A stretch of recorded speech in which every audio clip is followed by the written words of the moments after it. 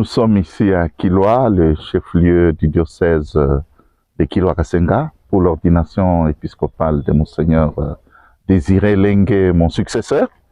Alors, nous avons toute la délégation qui représente l'Église. Il y a les délégués de l'Annonciature apostolique en République démocratique du Congo. Il y a les délégués de l'Assemblée épiscopale de la province ecclésiastique de Lubumbashi, diocèse du Katanga, et les ressortissants du diocèse de Kilwa-Kasenga, beaucoup de monde. C'est vraiment le rassemblement des peuples de Dieu ici. Donc l'Église montre véritablement son visage mosaïque. Eh bien, je la trouve normale.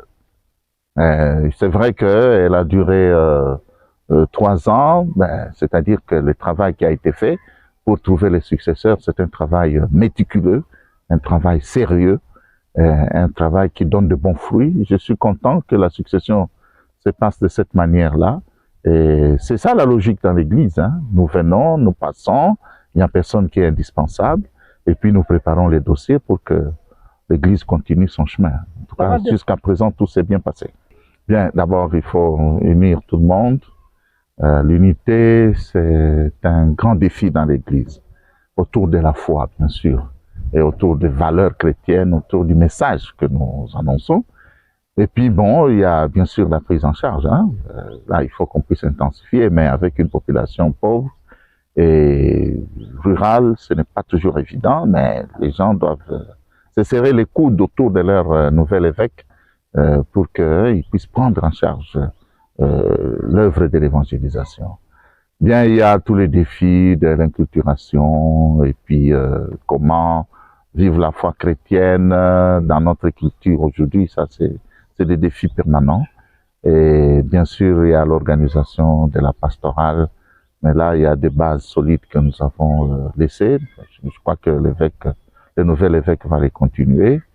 Et je pense que en répétant la devise du nouvel évêque, le clergé doit être uni autour de son évêque. Les membres du clergé sont les premiers coopérateurs de l'évêque. Alors, il ne faut pas seulement avoir ce statut, mais encore faut-il bien collaborer pour que les choses puissent aller de l'avant. Moi, je pense que c'est un diocèse qui a bien démarré, qui marche bien et qui a tout intérêt à continuer sa marche sans encombre.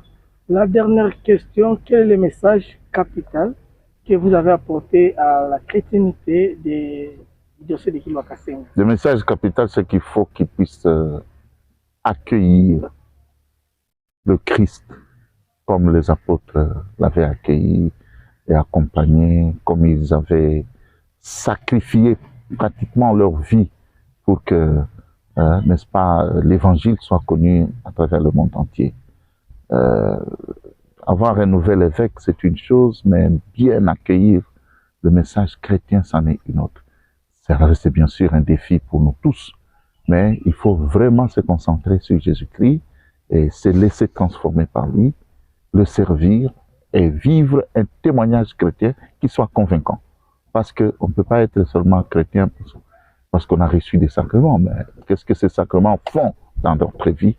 Je pense que ça, c'est le message le plus important. Il faut prendre Jésus-Christ au sérieux et il donne assez de grâce pour que ceux qui le prennent au sérieux puissent voir leur vie transformée et qu'ils aient une autre façon de voir les choses du monde, une autre façon de vivre dans la fraternité sans frontières, de vivre ensemble, la charité, la production des œuvres de la miséricorde, le souci des pauvres, tout ça, être véritablement des chrétiens, alors des chrétiens authentiques. Merci.